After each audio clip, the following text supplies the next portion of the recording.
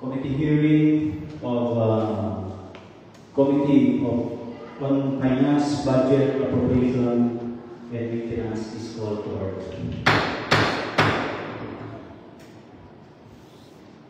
With the presence of our municipal engineer office, Engineer Christian Navarro. Welcome, Engineer. Thank you for gracing our invitation para represent po ang ating Gender and Development Fund. Our Municipal Vice Mayor, Attorney Harold Vespisio, Committee Member, Honorable Dalabay, dito rin po ang ating Honorable Domingo Bawa Jr., Honorable Salvador Apostol III, and our LMD President, Honorable Rodrigo P. Pascual. With our Gender and Development Fund, ito po ay nagdala suportahan ang programa at proyekto para sa pagkabantay-bantay ng ating kasarian at pagbibigay ng kapangyarihan sa mga kababaihan. Para po tayo ay mabigyan ng overview about the PPAs, we would like to acknowledge our Engineer Christian Navarro for the presentation. You are recognized, Engineer Christian Navarro. Thank you, Mr. Chairman. Magandang umaga po sa ating to our Vice Mayor, to the Harold Vespisio, and to the members of the Sangguniang Bayan Council. Magandang umaga po. Nandito po ako ngayon as the GAD focal person tasked to present the GAD plan and budget for fiscal year 2026. And before I present the PPAs, allow me to address opening statement. The honorable members of the Sangguniang Bayan, magandang umaga po. I'm here to present the Gender and Development Plan and Budget for fiscal year 2026 and to respectfully request its adoption and inclusion in the annual budget of the LGU under the Special Purpose Fund. The preparation of this plan is anchored on our mandate to advance gender equality and address priority gender issues within our municipality. In accordance with RA 9710, or the Magna Carta of Women, and the policy directive under the PCW, the ILG, DBM, NEDA, Joint Memorandum Circulars 2016-01 and 2013-01, including the guidelines on the localization of the Magna Carta for Women. We also wish to highlight that the proposed FY 2026 GAD plan and budget have been reviewed and endorsed by the DILG Provincial Office and was found compliant in both form and content with the aforementioned national guidelines. The proposed budget has undergone the prescribed local budgeting process and is aligned with our annual investment program, ensuring that interventions are properly funded, implemented, and monitored.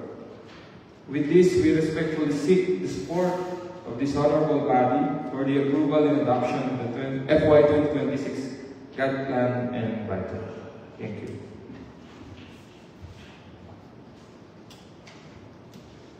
I may now proceed with the discussion of the PPAs per line item for the GAD plan and budget FY 2026. Bago po simulan, ito po pala, Mr. Chairman, ay sinabit sa portal ng DILG. Ang GAD plan and budget and GAD accomplishment report po kasi, para lang sa kalaman ng lahat, ito po ay sinasubmit ng mga LGUs through the portal of the DILG. And the DILG reviewed the provincial, the PPDO, Provincial Development Office, endorsed this to the DILG for review. And once it was reviewed by the DILG, mag-i-issue po sila ng Certificate of Review and Endorsement. So, dun po, na-approve na po sa level nila yung ating GAD plan and budget, including the GAD plan and accomplishment report. So to proceed po, yung ating GAD plan and budget have to may dalawa po siyang category, yung client focus and organizational focus. So under the client focus, our first budget, our first PPE is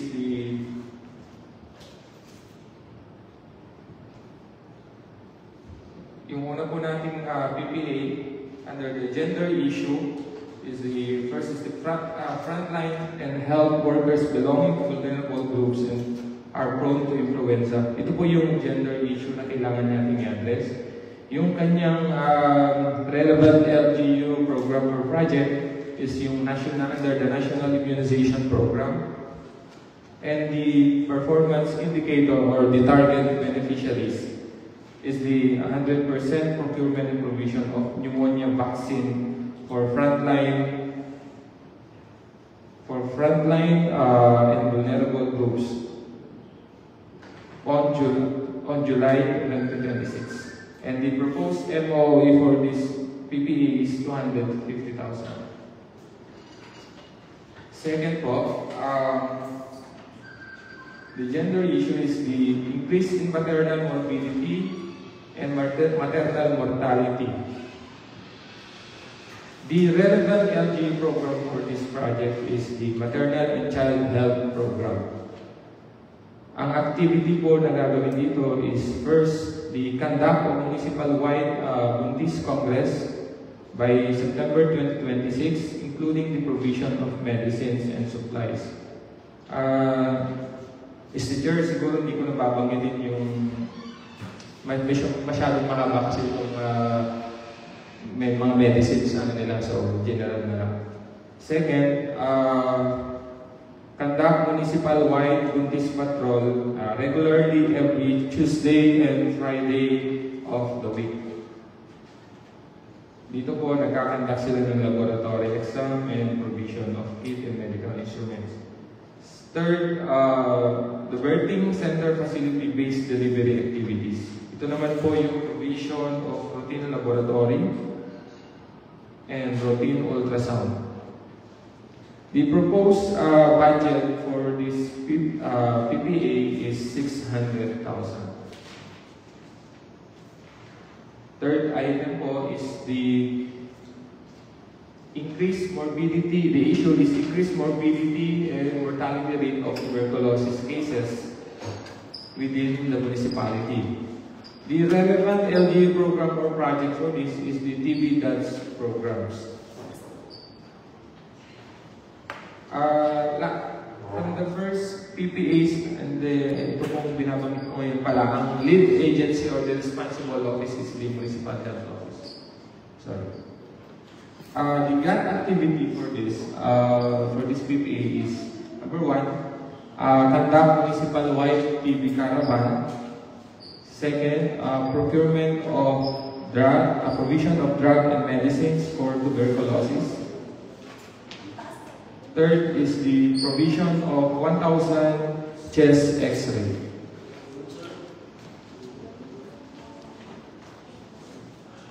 The performance indicator for this program is to conduct a TB caravan in all 20 barangays.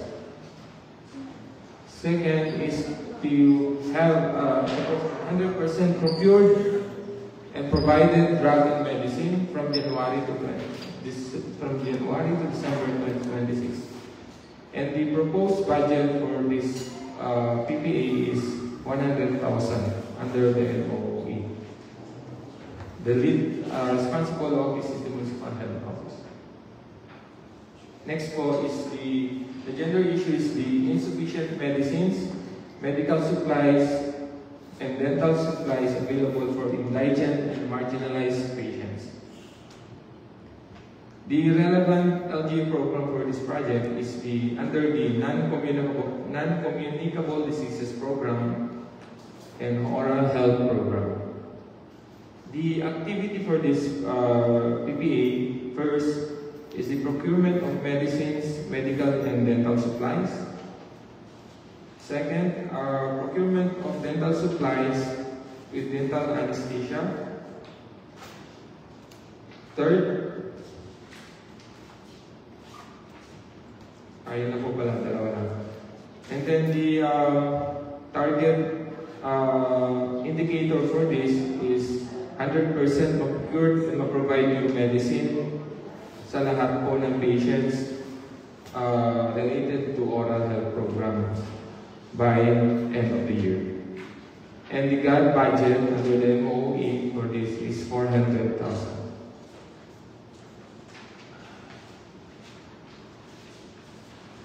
The next PPA is the gender issue is the increasing case of depression, anxiety, and self-harm among male and female youth due to lack of psychosocial support system, gender-based pressures, and limited access to mental health services.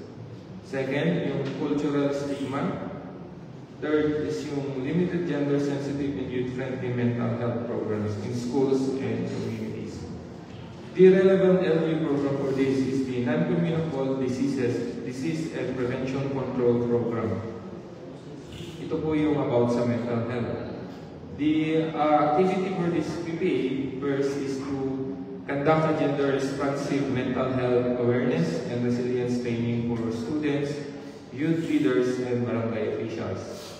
Second, information drive or IEC, and social media campaign on It's Okay Not to Be Okay, featuring gender-inclusive stories and coping tools.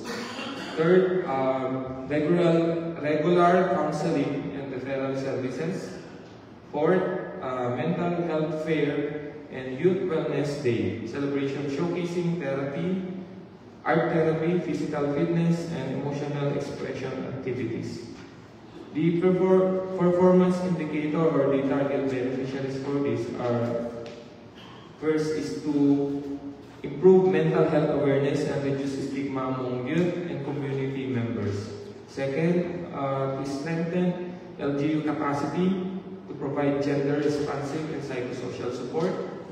Third, increase participation of both young and women in wellness activities and peer advocacy. And fourth, functional support and referral mechanism in place. So, ang tinatarget ko dito is yung youth natin in schools and in community. The proposed budget for this is 400,000 and the lead or responsible office is the Office of the Mayor through the help of the Rural Health Unit and the MSW and the Sangguniang Kabataan.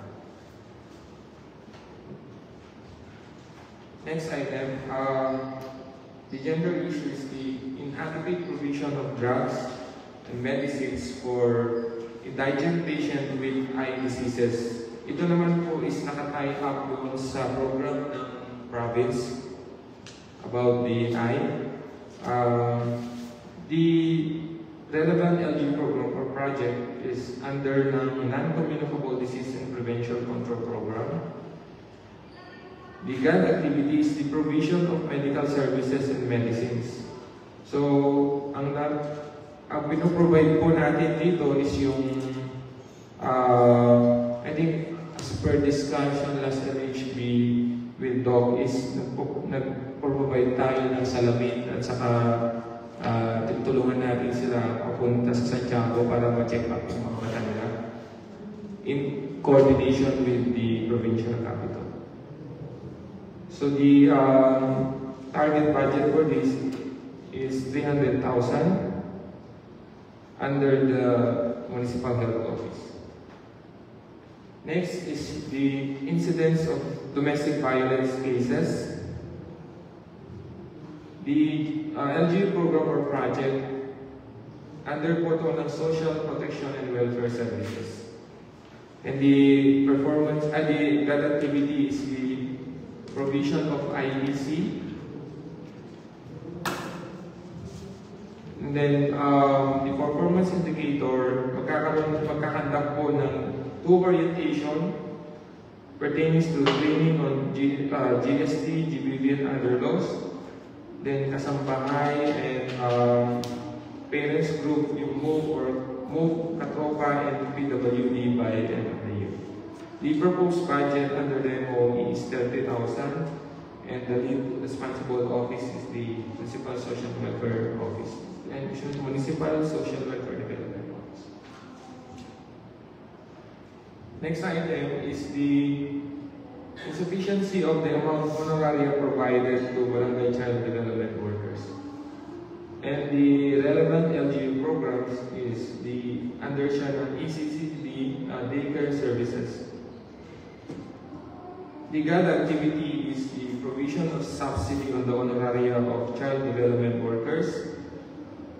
And the target indicator of beneficiaries is the provided subsidy to honoraria of the 24 child development workers among the 20 barangays from January to December 2026. And the proposed budget under the PS is the 430,000. The lead agency is the MSWDO. Next is the insufficient trainings and seminars of child development workers on different social services and programs. Ang relevant LGU program naman nito is under the capacity development. And the activity, first is the enhanced training on National Early Learning Curriculum Parent Effectiveness Service and training on ERPATS Supplementary Feeding Program and ECCD daycare services. The performance indicator or the target is to provide training or capacity development to 28 child development workers by the end of the second quarter of the next year, 2026. And the proposed MOE is 50,000 under lead or responsible office is the MSWDO.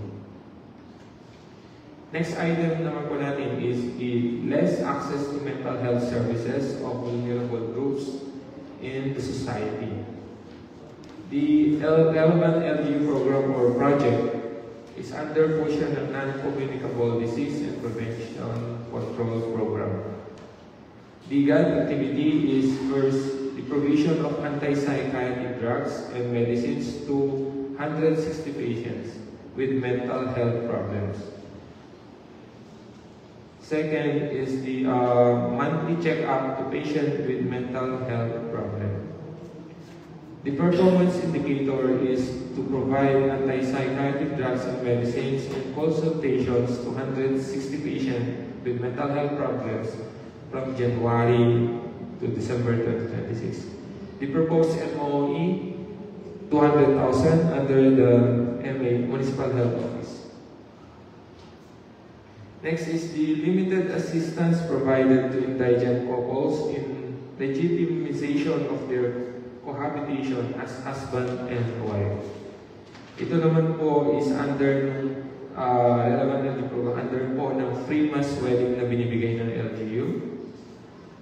The activity is the conduct of mass wedding to those couples living together as husband and wife.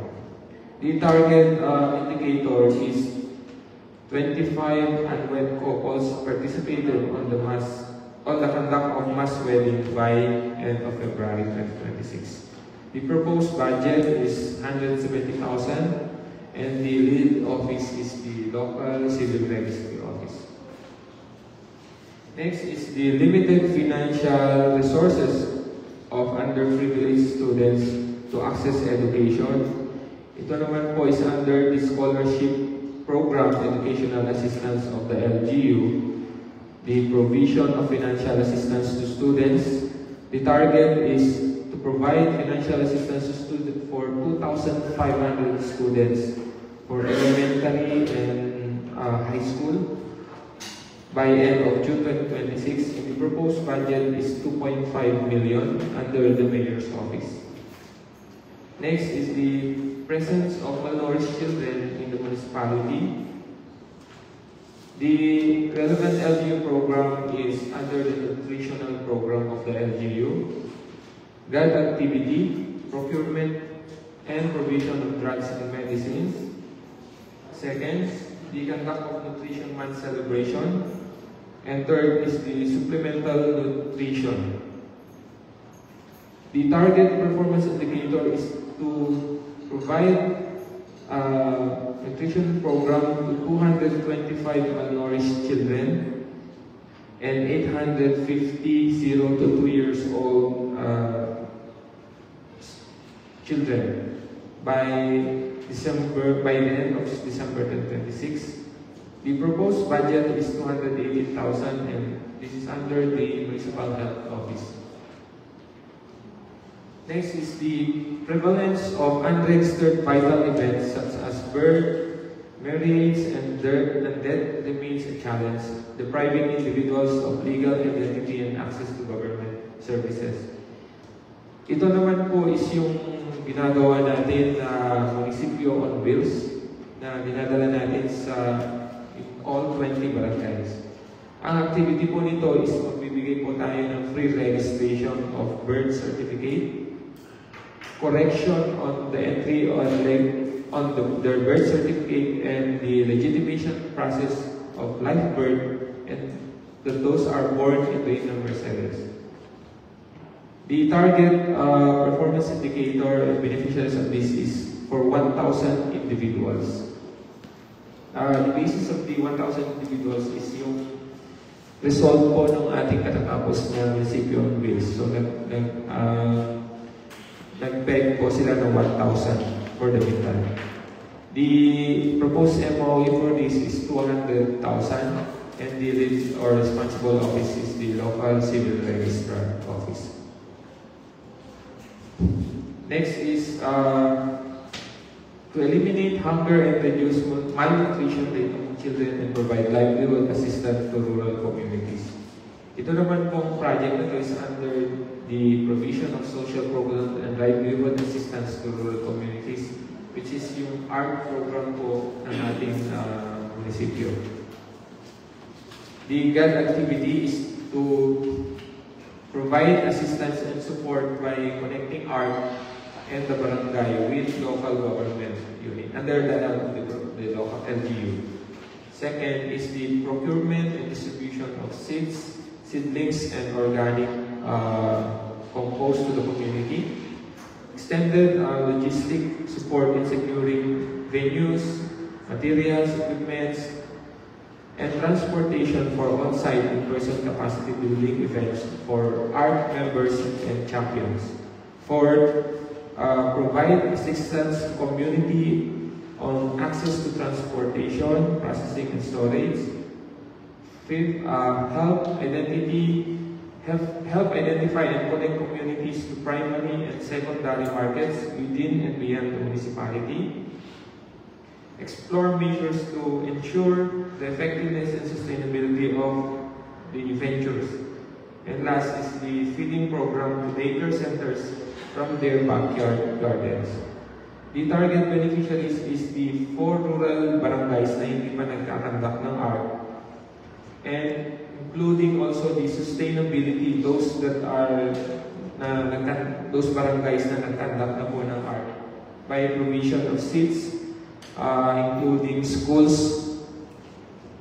And the proposed budget for this is 1.5 million under the office of the mayor. Next po is the gender issues. The women's PWD, elderly pregnant women and children often experience limited mobility and exposure to harassment, unsafe condition, and poor accessibility when accessing public transportations. This program, bago po itong program na to, is under the Safe Access Hubs and Mobility Stations for Women and Vulnerable Groups. The activity po, or the program, is to design and construct safe hub stations, covered waiting shed with gender-neutral seating, CCTV provision, lighting, PWD ramp, and first aid boxes and IEC materials doon po sa ating harapan ng new public market. And the proposed budget for the capital outlay is 700,000. The lead or responsible office is the MPDO and the engineering office.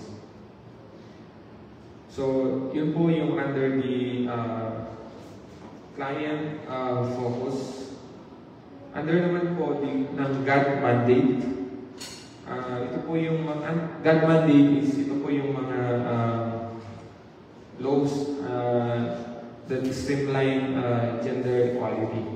So, under the GAD mandate, first is the Proclamation number 1180, or the National Anti-Trafficking in Persons Awareness Month. The relevant LGU program for this is under the Social Protection and Welfare Services. Ang activity naman po dito is the observance of the National Anti-Trafficking Awareness Month and World Day Against Trafficking. The proposed indicators, target indicators, is the 50 duty bearers participated in the activity. And the proposed budget is 20,000 under the Municipal Social Welfare Development Office. Next po is the RA 10398, or declaring November 25 of every year as the National Consciousness Day for eliminating vouching. Ganun pa rin po under the Social Protection and Welfare Services siya.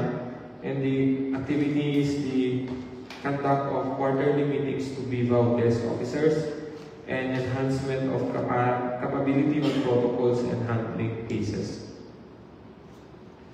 The performance indicator is to conduct 4 quarterly enhancements capability building activities meetings to 20 barangays and 20 VAU desk officers. The proposed budget is 60,000 under the MSWDO. Then next is the under the RA 10398 pa rin, observance of the 18-day campaign to end vouching naman po ito. The target performance indicator is the 50 barangay officials appointed and elected to participate in the observance of 18-day campaign to end vouching from November 25 to December 12. The proposed budget is 50,000 under the MSWDO. Next is RA 6949, or declaring the month of March as National Women's Day celebration. So, ito naman po is under the Women's Welfare Program. Ang activity po dito is the conduct of Women's Month celebration. So, during the celebration, magkakaroon po ng lecture about the rights of women and RA 9262 and other gender-related laws. Ang proposed performance indicator nito is 800 women and men and LGBTQ attended or participated in the Women's Month celebration. The proposed budget is 300,000 under the MSWDO. Next po is under the organization focus naman po tayo, gender issue. First is the functionality of LCAT, VAUSI, and BVAU desk officers. The relevant LGU program for this is the functionality of welfare structure. That activity is to conduct quarterly meetings to LCAT VAUSI members, BVAU desk officers, enhancement of capability on protocols and handling cases and audits. The performance indicator is the 4 quarterly meeting and 2 special meetings conducted by end of this year. Next year, sorry. And the proposed budget is 30,000 under the MSWDO. And lastly po is the low level of awareness of LGU employees on gender sensitivity. The relevant LGU programs for this is the Gender and Development Planning and Budgeting and Monitoring and Evaluation. Yung activity po dito is the conduct of gender sensitivity seminar with integration of VAU laws, anti-sexual harassment, and other GAD related laws for all LGU employees and GF3S members or the GAD focal point system members. And the proposed budget for this is 500,000 under the mayor's office. So in total po, yung proposed GAD plan and budget natin is 9,920,000 or 5% of the total LGU budget, which is 198,400,000. Thank you. Thank you, Engineer Christian Navarro, for the well-explained GAD issues or mandates, the objectives, the relevant LGU for projects and programs, activities, and performance indicator and target. Sa ating po mga kasama sa Consejo, baka may mga katanungan po tayo tungkol po sa ating GAD fund po. Okay. You are recognized po, Honorable Vice Mayor, Attorney Harold Vespucci.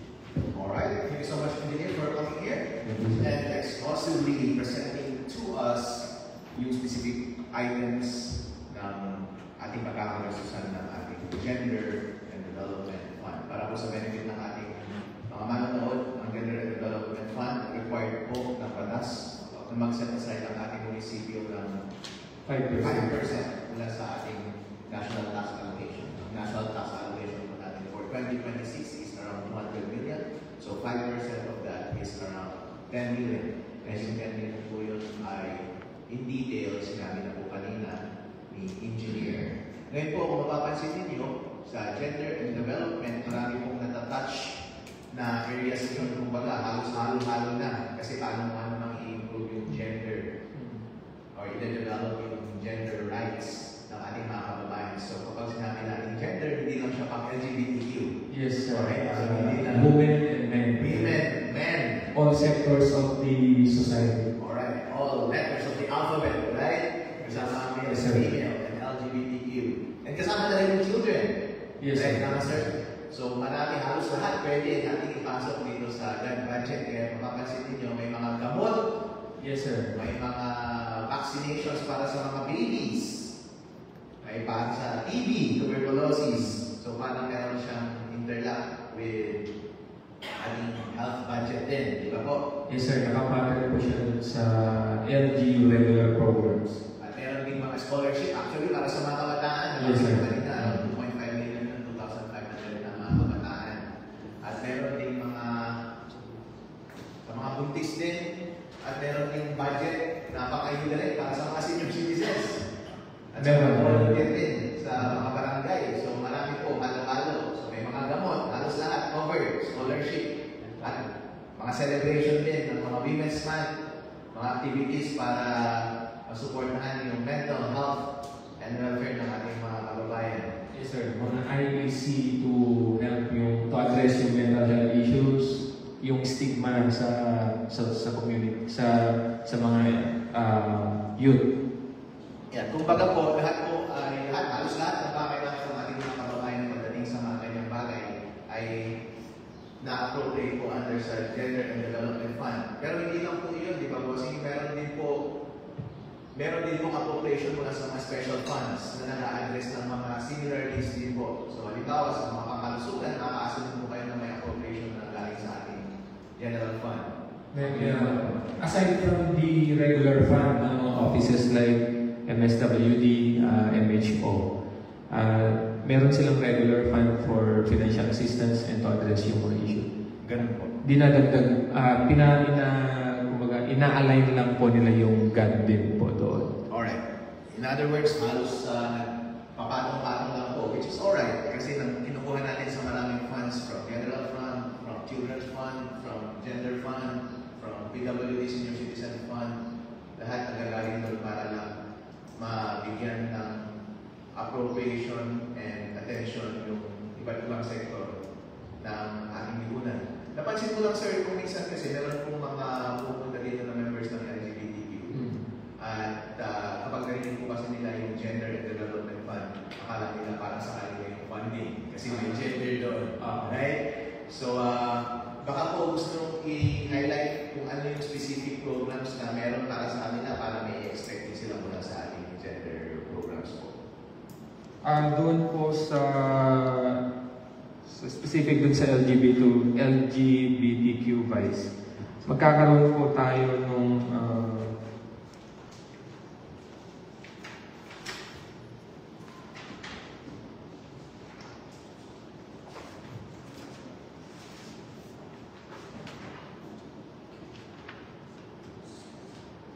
dito po sa celebration po ng Women's Month Celebration Vice, kasama po ang LGBTQ community na mabibigyan po ng mga services during the Women's Month Celebration. Actually, yung Women's Month Celebration natin, like last year, may mga free activities po na binibigay ang MSWDO, like free haircut, tapos symposium about their rights. Ano ba? Maraming activity na pinoprovide for the youth and LGBTQ during the celebration of the Women's Month. Ang pinakamahalaga po na celebration na parati dito forward ng members ng LGBTQ is yung gay pageant. Pwede ba silang mag-solicit mula sa ating mga specific funding na dito sa ating GAD para i-finance yung mga ganitong activity nila? I think kasama, under dapat siya ng local youth development plan vice. Hindi siya dito sa GAD. Pero at any rate, meron bang mga nakalaan na budget kahit outside sa GAD para sa mga ganong activities nila? Kasi doon lang nila nararamdaman na yun yung mga events na especially for them lang. So, they feel like kung pwedeng makahingi ng support from munisipyo para yung mga events na para sa kanila lang ay makahingi sila ng support sa atin. Kapag ganun po ng mga activities, saan kaya sila pwedeng mag-tap? From what funding? Sa GAD ba or what department? I think sa sa LYDO, i-coordinate sila, ilalabi natin sa LYDO kasi yun yung purpose ng LYDO. Programs for the youth and LGBTQ community. Karamihan dyan is youth eh. So, tingin ko doon sila makaka-access ng fund for that specific program. Alright, sa youth. Yes, sir. Sa youth po. Alright. So, mukha po dito, base sa ating sa istorya mo kanina, masarap kong pakinggan at basahin dahil halos lahat ng mga pangangailangan ng ating mga kababayan ay na-address dahil may gamot, may pang-baby, may pang-scholarship, at mayroong mga ayuda. Pero hindi natin masasabi na namilit lahat ano ba. So kasi po, meron din po mga concern ng ating mga kababayan. Alright, Harold, during budget hearing, meron palang budget para sa mga gamot. Kasi po, ulit-ulit na binabanggit yun as line item from different funds, from special fund and from general fund. And ganun din sa scholarship. So inaasahan ng mga ating mga kababayan na kapag pupunta sila sa RHU, may available na gamot.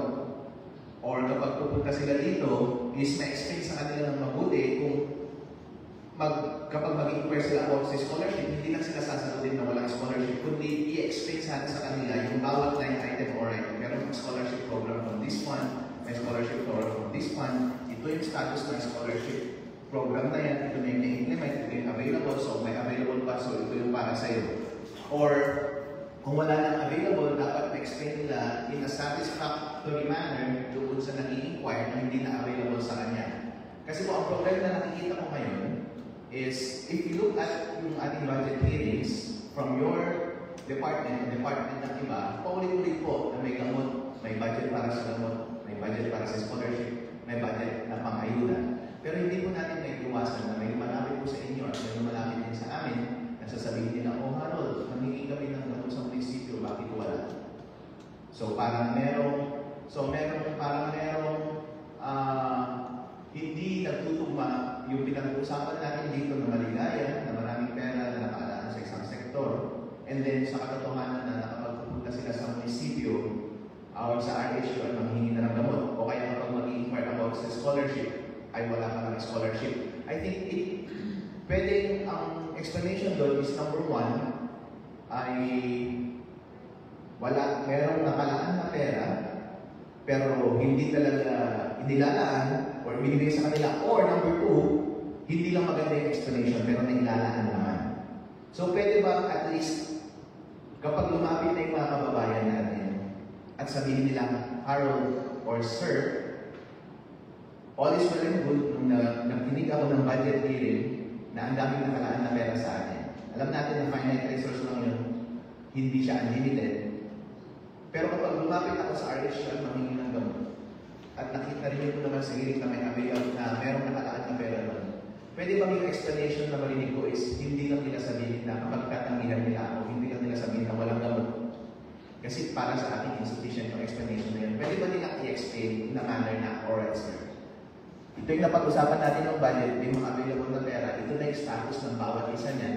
Unfortunately, naubos na lahat. Ito na yung nangyari, ito na yung nangyari, ito na yung naibigay natin lahat. Kumbaga, masatisfy natin yung ating mga kababayan na number one, kapag may nailaan na pera or nailaan na gastusin para sa isang line item mula sa ating mga hiling na ito maibigay or kung hindi naman, may explain sa kanila ng mabuti.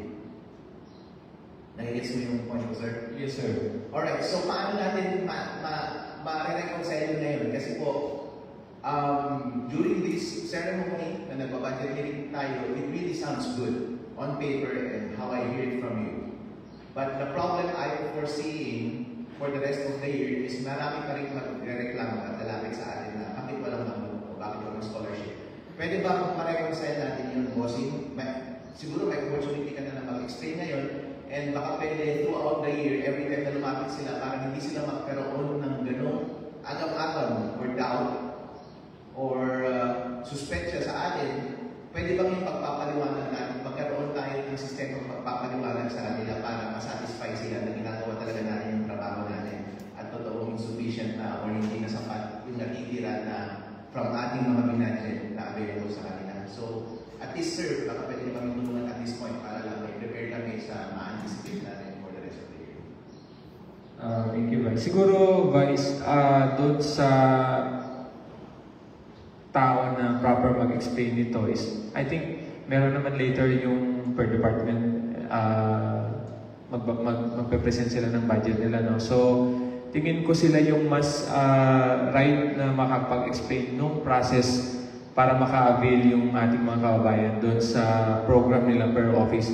Pero magbibigay na lang po ako siguro ng initial or additional info para lang ma-clear po yung agam-agam ng ating mga kababayan. Regarding po doon sa gamot, on my own knowledge, Vice, yung gamot na pinrogram natin kasi dito sa GAD, ito yung additional fund na pan-support doon sa regular fund ng MHO doon sa mga specific programs like TB, oral. So, yun po kasi sinasabi ng MHO, kulang na kulang yung regular fund nila. So, kanila ina-access yung GAD budget specific doon sa GAD programs para para matulungan sila doon sa pagbili ng mga gamot. Doon po siguro sa mga nagpupunta na nang hihingi ng gamot na sasabi nila, sinasabi na wala ng gamot para dito, ganyan. Siguro, dapat clear sila ano yung specific na gamot na hiningi nila. Baka naman wala ng stock si RHU dun sa hiningi nilang gamot. So, pwede naman silang pumunta sa MSWDO kasi may mga provisions naman ng assistance. I think yung SWAT is nagbibigay sila ng kung wala sa RHU natin, pumunta sila sa MSWDO para ma-access nila yung SWAT. Other program po ng province yun na nagbibigay din sila ng gamot. I think hindi na ata siyang binibigay sa SWAT gamot na. And then doon naman po sa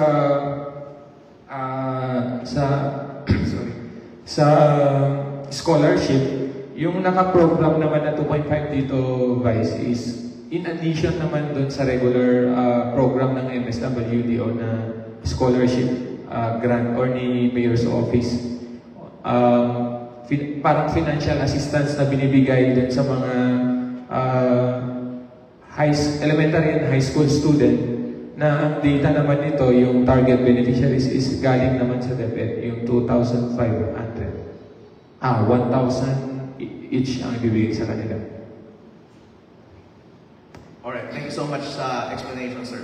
So ito lang po yung naisip ko. I think meron lang tayong opportunity for 2026 na ma-improve yung pagiging transparent natin sa tao tayo.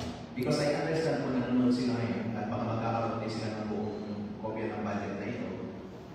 Kapag lalapit po sila sa munisipyo, ay sa RSU, may bawal ang hingin ng o kaya mag-a-apply, mag-inquire sila about scholarship or mag-inquire sila about benefits ng mga senior citizen or PWD, etc. etc. Kapag nabigyan po sila, wala pong problema. That's great job. Pero sa mga pagkakataon po, sasabihin ng RSU na walang gamot or sasabihin ng kahit ang department na wala nang available na scholarship or pagsasabihin na walang available na ayuda para sa PWD at sa mga senior citizen, I don't think na sufficient yung explanation na dapat sabihin lang nila na hindi na po available, period. Kasi po, ang natural na question para sa mga inquisitive na mga kliyente natin or katulad ko, ang sasabihin ko lang dyan, alright, wala na pong gamot. Ano pong nangyari dito sa, meron po kasi sa budget meeting, may line item na ganitong specific na gamot or ganitong process para sa dental. Ano na po ang status niya? So, kailangan dapat handa na magpaliwanag yung ating mga empleyado dito kung ano lang status mo para masatisfy ako na nagawa niyo talaga yung trabaho ko. Or kasi magsususpect siya ako na baka hindi niyo talaga ginagawa yung trabaho or baka withhold niyo yung servisyo sa akin. That's one. And ganoon din po. So maraming mga ganoon, same series of questioning ang pwede kong gawin sa bawat line item kung talagang gusto kong investigahan hanggang sa huli. And ganoon din po, pagdating sa scholarship, kapag tinanong ko, meron po bang scholarship? Sasabihin, usually kasi pag sinasagot tayo, walang scholarship. Pero kung titignan mo sa budget, meron po palang 2,500 students na target. Ano po ang nangyari na dito? Under Sagad. O kaya titignan natin, kahapon may hearing about sa Children's Fund. Meron din po, separate scholarship, ano na po ang nangyari dito? Meron din sa ibang funding, mula sa Dental Fund, meron din. So marami talaga. In other words, kung magkaroon sana tayo ng level ng transparency dito sa ating munisipyo at sa lahat ng mga nagbibigay ng servisyo sa ating munisipyo na hindi na nila hintayin yung taong bayan na magtanong pa ng mga ganung bagay at sila na mismo yung magpresenta ng kung ano talaga ang programa natin, ito na yung nagawa sa programa natin, may available pa, therefore mabibigyan ka or hindi na available, dapat may ipakita ko yun sa kanila and therefore ito yung accomplishment ko na hindi ko na maibigay sa iyo. Halimbawa, kapag, alright, wala na available na scholarship kasi ang acceptable na explanation din para sa akin is, halimbawa, kung may nag-inquire na scholarship, alright, mag-apply pa ako ng scholarship, ang pasensya na po, wala po, hindi po dapat ako titigil doon. Ang i-explain ko dapat sa kliyente is, alright, alam niyo naman, kung mapagpantay kayo sa ating budget, ito yung mga scholarship program natin ha, sang-ayon doon sa hearing natin, napansin ninyo, lahat, item, may budget. O, ito rin po yung scholarship program ng national government at provincial government. Ngayon po, sa bawat dito, hindi na po kayo makakapasok kasi po, ito na po yung mga nabigyan. At hanggang maaari, bibigyan ko dapat ng kopya. Ito po yung mga tao na nabigyan kasi baka sasabihin nila, nagsisinungaling na hindi yung sasabihin nila na puno na yung 2,500 slots pero hindi pa pala puno. So, ready dapat ako ipakita sa tao na ito yung mga tao na nabigyan. Para kung may nakita akong pangalan doon, pwede ko siyang mag-testing ako at tatanungin mo kung nabibigyan talaga sa scholarship. So in other words, ang point ko lang dito, sir, is I think meron pang opportunity para sa ating lahat na maging truly transparent tayo sa lahat ng trabaho natin dito sa munisipyo. Again, inuulit ko, pagdating sa mga hearing na ito, ang sarap talaga niyang pakinggan at basahin kasi hindi naman po biro yung pinag-uusapan natin pera. Malaking pera po ito. 10 million, hindi po biro yan. At marami po talaga siyang magagawa. At kung lahat ng bagay na ito na ililista natin ay nagawa, wala po problema. Magandang bagay po iyon. At kung lahat ng mga kababayan natin na manghihingi ng tulong ng gamot, tulad ng mga pinangako natin dito, gamot, tuberculosis, prenatal vaccination, prenatal screening, lahat-lahat. Lahat ng mga in-expect nilang ayuda at assistance pag naibigay lahat nila ito. Perfect tayo. Perfect ng hearing at perfect sa implementation. Ang problema lang is kapag dumating ulit yung panahon, tulad ng direkta this year at mga nakaraang taon, na despite ng magandang narinig namin sa hearing na may nakaraang budget at wala pa lang doon sa RSU, hindi pala available yung scholarship, hindi pala available yung ayuda, pero hindi naman ako nabigyan ng magandang explanation, o doon po tayo mapagsa sa ating performance. Ayun lang ako, mahirap na bilang council ng bayan natin, nahihirapan ko namin kontrolin yung bagay na yun. Pagdating sa presentation ninyo, kumbaga pagdating sa show, maganda. Pagdating sa implementation, sana naiwasan natin yung ganoong problema na dati. In the future, sana sa 2026, hindi na kami makarinig ng halimbawa, ang magandang example din dito sa ating vehicle transport, patient transport, di ba? Ang reklamo ng mga kababayan natin before was, okay, pag magpe-patient transport ka, ang hirap nilang magkain, tinatanggal ka marami, tapos manghingi pa sila ng bayad sa gasolina. Pero pagdating sa hearing, under-utilized pala sila. Ang dami pala nilang tao, amin pala yung sasakyan, at di pa lang pala yung nagsisilbihan nila sa isang buwan. So, ibig sabihin, at kaya pala nila magsilbihan nila sa isang araw. So, super under-utilized sila. So, bakit sila tumatanggi ng service? At bakit nangingi pa sila ng gasolina, pang-gasolina? So, yun yung problema na gusto natin solve this time, boss. So, ang point ko lang is, I think as far as the department is concerned, may success tayo doon. Kasi po, maganda siya ang paper, makikita natin na sufficient yung manpower, sufficient yung pambayad ng gasolina at operating expenses, sufficient pala. Therefore, dapat every time na lalapit yung mga kababayan natin, wala na dapat magreklamo na hindi sila pinagsisilbihan or magreklamo na sinisingin pa sila ng gasolina. I think wala na nangyayari na gano'n ngayon. So, in other words, nag-deep yung pangako nila sa papel at yung nangyayari sa katotohanan. At yun din dapat ang gusto na mangyari pagdating sa servisyo natin sa gamot, sa mga scholarship, at sa mga tulong na ibinibigay natin sa iba't ibang minority members ng ating lipunan. So, kapag nakikita nila na maganda, sufficient pala yung pera, sufficient yung supek na gamot, sufficient pala yung slots ng scholarship, etc.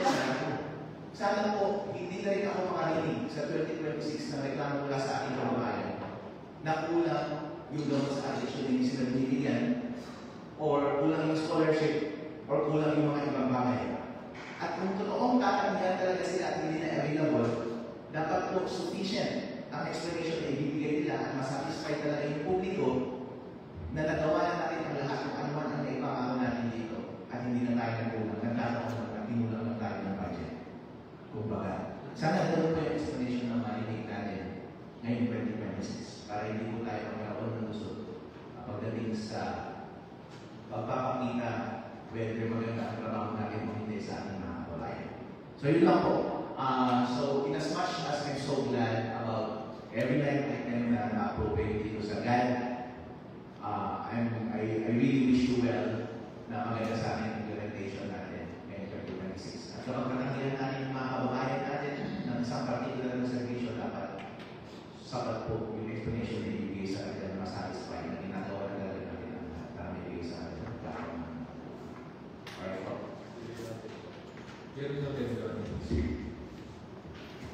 Thank you.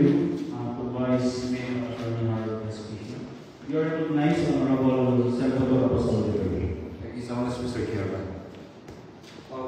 Actually, sa totoo lang po, ang ating GAD budget is one of the most complicated budget.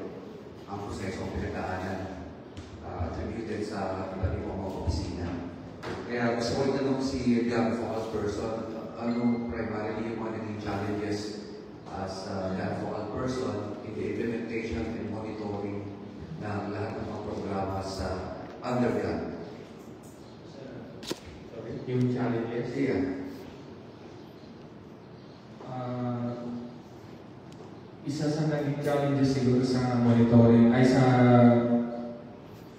implementation and monitoring is yung sa implementation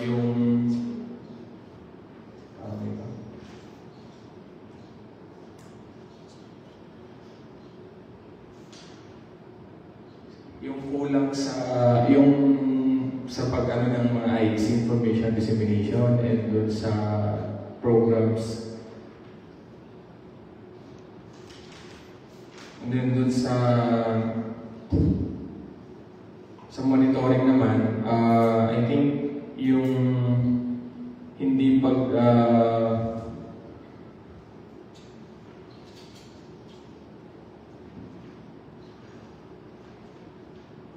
Sino po ang kasama sa monitoring and evaluation sa lahat ng mga programs implemented? Sa monitoring and evaluation kasi, sir,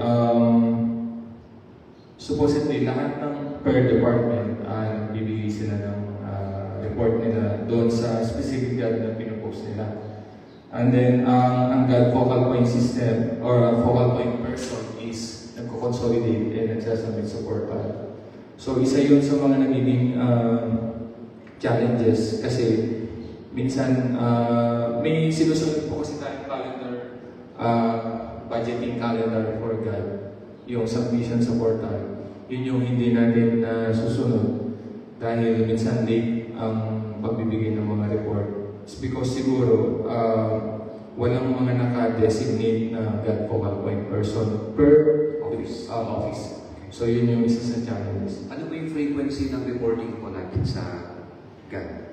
Sa frequency ng reports, supposedly per quarterly siya kasi nagkakandak ng council meeting, GFPS quarterly council meeting.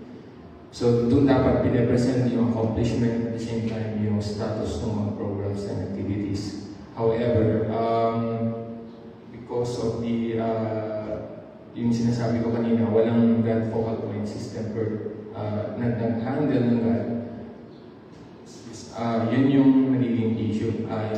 Minsan wala nang reporting nangyayari lang yung reporting, binibigay na lang sa GAD focal, and then siya na yung nag-i-input dun sa portal. Okay.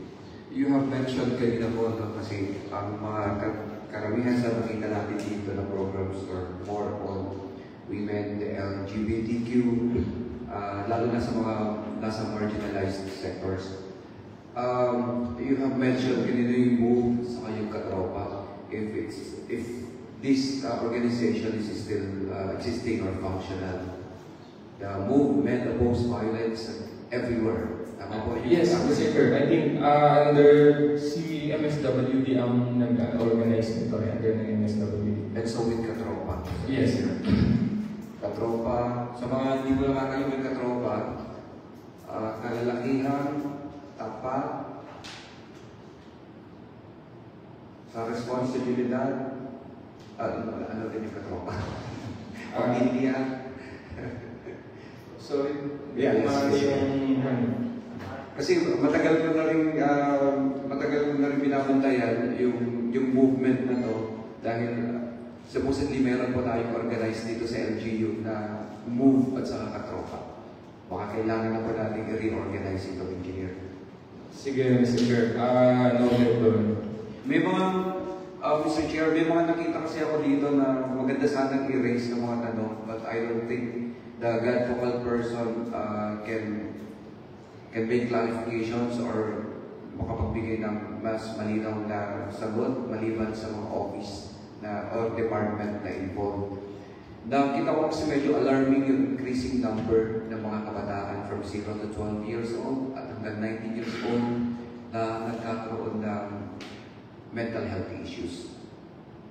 I think si Doc ang makasagot yan, Mr. Chairman. Considering that we have one psychiatrist na nagbibigay ng servisyo when it comes to mental health dito sa Bayan ng Mercedes, pero hindi ganun kadalas kasi nakamowalan tayo ng Department of Health. Yes. I think dito sa data nila, Mr. Chairman, is siguro hingin natin sa kanila yung disaggregated. Yes. Kung sino dito yung, kasi may dun sa yearly kasi meron tayong mga program ng about sa mental health. And I think marami na rin tayong nag-graduate sa maintenance nila. So, yun lang siguro, Mr. Chairman, hingin natin yung disaggregated data kung sino yung nag-maintenance at sino yung hindi na nag-maintenance. Tawag po yan. Kasi kung titignan kasi natin yung nag-iisa natin psychiatrist na nag-duty sa RHU, tapos with this growing number of mental health issues, adults and mga kabataan, baka kailangan na rin tayong organize at magpa-training sa pagbibigay ng psychosocial support. yung tinatawag na psychological first aid sa mga kakikitaan ng mga symptoms. Ito, isang kakulangan ng medisina dahil isa rin po ito sa mga nataken in the recent local health board meeting. Mr. Chairman, dumarating talaga tayo sa point kung saan nagkakaubusan ng medisina ang rural health unit. For some reasons na kapag kulang na yung inventory ng gamot, hindi naman pwedeng bumili na lang basta-basta ng augmentation ng pang-supplement dun sa stocks. Kasi kailangan dumaan sa bids and awards pa rin ito. Lalo na kung ang procurement natin will be more than 50,000, tama po ako, engineer. So kailangan umabot muna ng ganung amount ang kakulangan bago makapag-bid, bago sumali sa BAC. Sa rule po kasi ng BAC, pag more than 200,000 na yung bid na po i-bid. Okay. And isa sa naging napag-usapan during with MHO and our mayor na dapat yung pagbibid ng mga medicines ay quarterly na siya. Then, kailangan yung monitoring ng pharmacies doon sa na-dispense at na-available na gamot, dapat regular din. Para na monitor kung ano yung specific na gamot na kulang. Then, yung pagbibid naman, nakapattern naman doon, quarterly, para ma-address yung issue na may mga kulang na gamot or hindi nakaka-access, hindi nabibigyan ng gamot. So, yun yung naging usapan with MHO. Dilemma na rin kasi namin dito sa taas, engineer, na kapag may client na po kami at may hawak na maliit na papel, alam na po namin reseta yun. Tapos pag pumunta dito, alam na rin namin ang rason na wala doon sa RHU. But anyways, tama din po yung point kanina ng Vice Mayor na kailangan magkaroon ng maayos na pagpapaliwanag sa mga clients na hindi mabibigyan ng gamot. Kasi we do not tolerate yung mga nasa frontline services na magsusungit, wala na nga tayong ibigay ng gamot, masungit pa ang dating sa kliyente. Siyempre, alam naman natin, nangangailangan din sila.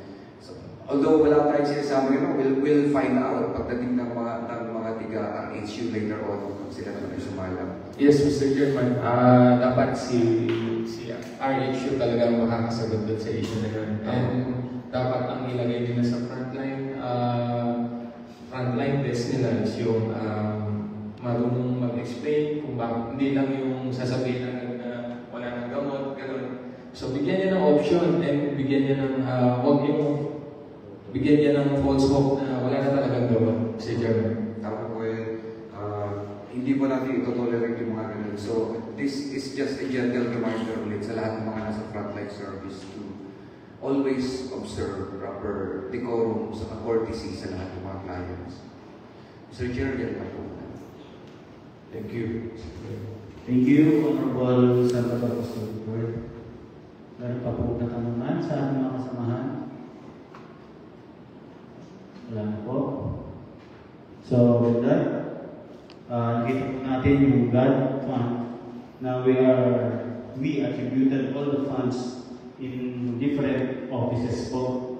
At sa ito, sa all sector na bigyan ng pondo, implement po natin, maging smooth po yung pag-dispense po natin sa pera at mapunta po sa tamang mga projects and programs po natin for the 2026. And tama po si Attorney Harold at si